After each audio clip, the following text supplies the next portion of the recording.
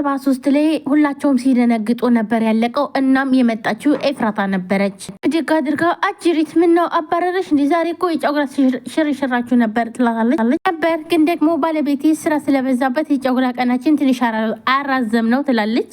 ምንም በጣም ይናደዳል። እናም ጽዮንም ስለመጣሽ በጣም ደስ ብሎኛል። በእርግጥ አንቺ ባትመጪም እኔ ልመጣ ነበር ትላለች። ምን ነው በሰላም ነው ብላ ጠይቃታለች ኤፍራታ። ሰላም ነው፣ ስለ ወንድሜ አንዳንድ ነገሮችን ልጠይቅሽ ፈልጌ ነበር ትላታለች። ናታንም ብድግ አድርጎ ስለ እኔ ምንድን ነው የምታውቂው?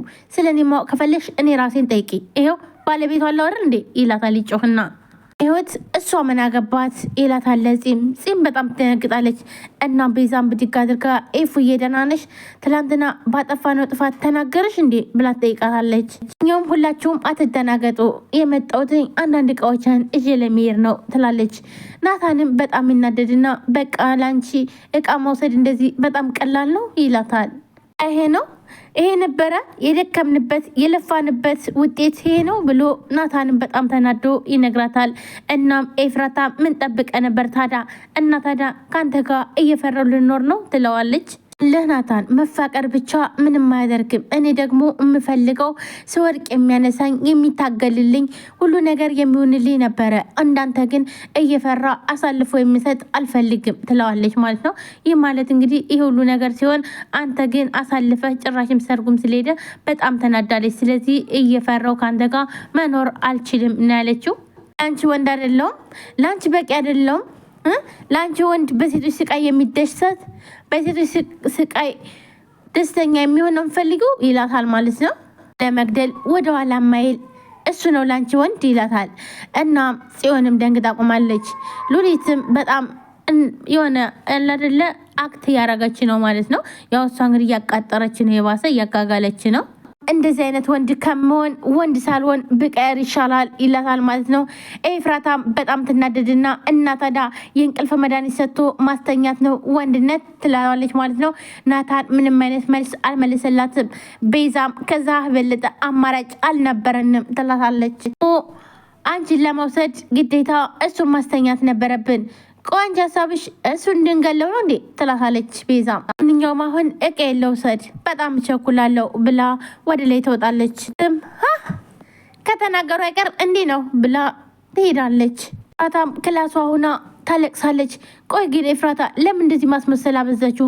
በጣም አበዛችሁ እኮ ናታንን ለማዳን ናታን የሆነ ጉዳት እንዳይደርስበት ነው አይደል ልታረግ የነበረችው። ነገር ግን የተናገረችው እኮ ናታንን ቢታሰርና እድሜ ልኩን ቢታሰር ይሻለዋል። ምክንያቱም አሁን ላይ ያሳየችው ነገር በጣም ከባድ ነው። ሰላም ሰላም፣ ውድና የተከበራችሁ ቻናል ቤተሰቦች እንዴት ናችሁ? ደህና ናችሁ? ሁሉ ሰላም ሰላማችሁ ብትትበል። ለዚህ ቻናል አዲስ ነው ሰብስክራይብ፣ ላይክ፣ ሼር በማድረግ ቤተሰብ ነው። ቤተሰብ ናችሁም ከልብ ነው የማመሰግነው። ወደ ቤተሰቦች ዛሬም በአዲስ ቪዲዮ መጥቻለሁ። ሐረግ ድራማ ቀጣይ ክፍል ይዤ መጥቻለሁ ማለት ነው። በክፍል 73 ላይ ሁላችንም አጓጊ ላይ ነበረ እና ማን መጣ እያልን ነበር። ብዙዎቻችን ብዙ ግምት እየገመትን ነበረ። እንዲሁም የሞተ ሰው ይመጣል ወይ ስላችሁም ነበር ማለት ነው። አንዳንድ ኮሜንቶችን አይቼ የቤዛ አባት አልሞተም ነበር እናም እሱ ነው የመጣው እያሉም ነበረ። አብዛኞቹ ግን ወይ ያፌት ነው ወይም ደግሞ ኤፍራታ ነች እያሉ ነበር ማለት ነው።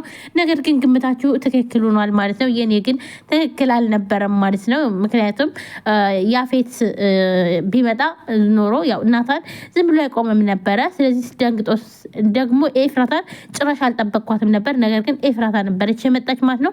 ነገር ግን ክፍል 74 ላይ ደግሞ በጣም ብዙ ችግር ተፈጥረዋል ማለት ነው። ኤፍራታን ናታን አንቆ ገሏታል ማለት ነው። ኤፍራታ ከሞተች በጣም ድራማው ያስጠላል ማለት ነው።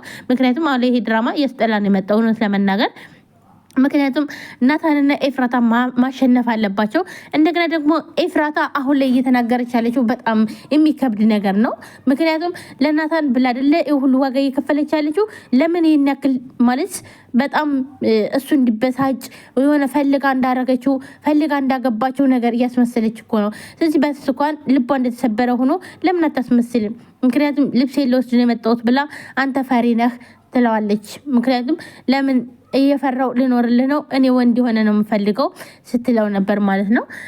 እና ይሄ ነገር እውነት ለመናገር ለናታ የምታስብ ከሆነ እንደዚህ አይነት ቃላት መናገር አልነበረባትም። ሲቀጥል ደግሞ ያፌት እንግዲህ ለምን የርሽ ብሎ ሉሊት አቃጥራ ማለት ነው። ለምን ነበር የርሽ ብሎ ነው እንግዲህ ያነቃት ማለት ነው። እና ሙድ ቤተሰቦች እስኪ እናንተ ማሰባሰባችሁን ኮሜንት ላይ አስቀምጡ ማለት ነው። ኤፍራታ ያደረገችው። እርግጥ ድራማ ነው፣ ድራማ ሆኖም ግን እነሱ የታዘዙትን ነው የሚሰሩት። እውነት ለመናገር ከካሜራ ጀርባም አይተናል ማለት ነው ሲያስተምሯቸው። ምክንያቱም እንደዚህ በሉ እየተባሉ ስለሆነ ኤፍራታ ራሷ ሰጥቶን እዚህ ጋር አክተሩ ወይንም ደግሞ ምንድነው እሱ ነው እንደዚህ የሚያደርገው ማለት ነው። ምክንያቱም እንደዚህ አድርጉ ለናታን የሚሰጠው እንዲሁም ለኤፍራታ የሚሰጣት ይሄንን አድርግ እየተባሉ ስለሆነ ነው። ነገር ግን እኛም ተምረንበት እንድናልፍ አይደለ ድራማ።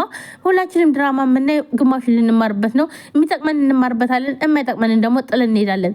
እናም ማለት በሐረግ ድራማ መማር ያለብን እዚህ ጋር አሁን ምንድነው ወንጀለኛ በቃ እንደሚያሸንፍ ወንጀለኛ እንደሚኖር ነው ማለት ነው። ምክንያቱም ያፌት ወንጀለኛ ነው፣ ሴቶችን እየሸጠና ያለው ብዙ ነገር እየተደረገ ነው ያለው። ነገር ግን ህግ አይዘውም ያፌትን። ያፌት ማለት ከህግ በላይ ነው።